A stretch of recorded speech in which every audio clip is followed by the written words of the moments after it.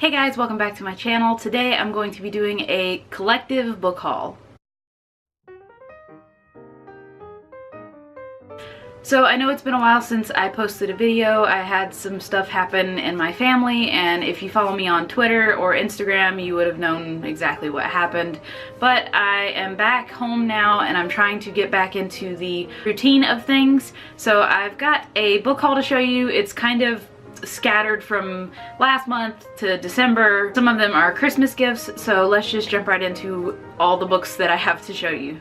The first book I received as a Christmas gift from my husband, and it is called Boy with a Knife, A Story of Murder, Remorse, and a Prisoner's Fight for Justice, and this is by Jean Traunstein, I think. This book is a nonfiction, and it follows a boy who was, let me read it to you.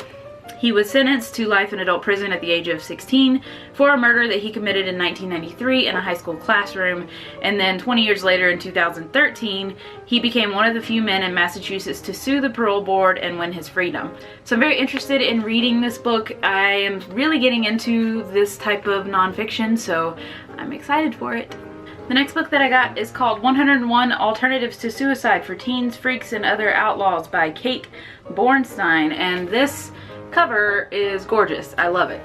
And the book itself is kind of quirky and weird, and it might seem unorthodox, I guess, to most people, but basically what it is methods of survival for navigating an often cruel world. And I'm intrigued by this, and the inside looks pretty cool too. It has illustrations throughout, so I'm very interested in reading this to see how I like it. The next book that I got is The Melancholy Death of Oyster Boy and Other Stories by Tim Burton. I don't really think that I need to explain this too much. I might actually read this today because it's very short and it has very, very cute illustrations throughout. And I say cute and then this pops up. So I'm not too sure if a lot of people would consider that cute. But I'm intrigued by this, and it's really cool. The illustrations are very Tim Burton-esque, obviously. So I'm excited for this, and I haven't heard very much about it at all.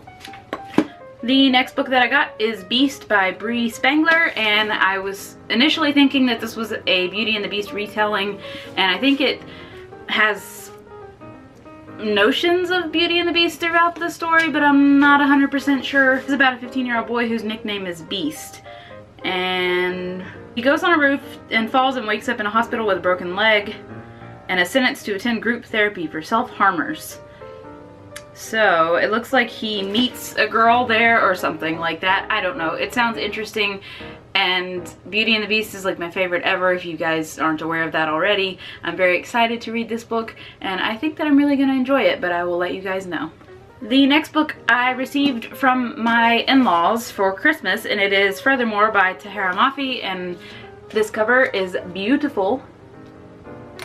And I have no idea what this is about. I think it's a middle grade. I just wanted it because the cover is so gorgeous, and I really like Tahara Mafi. I've only read the first book of Shatter Me, but I enjoyed it. I just didn't continue on with the series, which I might do later. So yeah, I don't really know anything about this at all. It just is beautiful, and it's a middle grade, so I'm sure that I will enjoy it.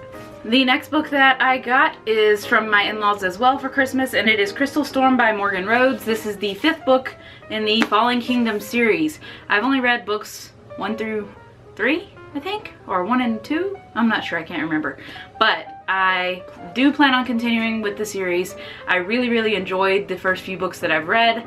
I just can't remember which one I stopped on. So I might have to reread them, but we'll see. I'm very excited to have this. I do have all the others in hardcover as well, so it will look very nice on my shelves. This next book I received for review, and it is called Ninth City Burning by J. Patrick Black. And this is a hefty hardcover. I was impressed. I didn't expect them to send me a hardcover, and I really like it. It's a gorgeous book, and it's basically about aliens, pretty much. I mean, I don't know how else to describe it. That kind of sums it up. So I am very interested in this, and this will probably be the next book that I read after I read the 2 books that I need to read to hit my 75 book goal by today.